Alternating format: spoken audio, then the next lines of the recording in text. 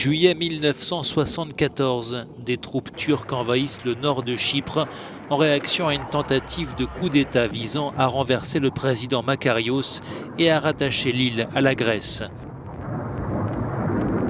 Ankara évoque alors une opération de maintien de la paix pour protéger les droits de la communauté chypriote turque.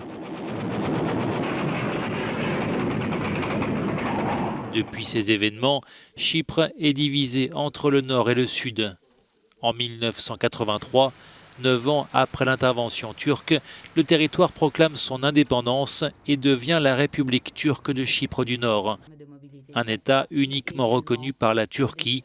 L'ONU, de son côté, reconnaît la souveraineté de la République de Chypre sur l'ensemble de l'île et considère que sa partie nord est sous occupation militaire de la Turquie. En 2004, la République de Chypre devient membre de l'Union européenne. La même année, un projet de réunification de l'île, à l'initiative de Kofi Annan, alors secrétaire général de l'ONU, est soumis à référendum. Le projet est adopté par les Chypriotes turcs, mais rejeté par les Chypriotes grecs. Il y aura d'autres tentatives infructueuses.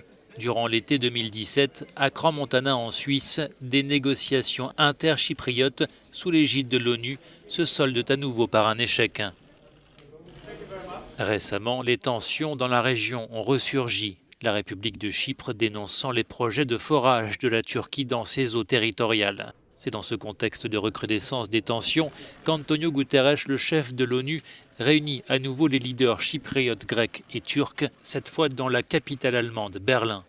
Un choix hautement symbolique. 30 ans après la chute du mur et la réunification allemande, Nicosie demeure la dernière capitale divisée du monde.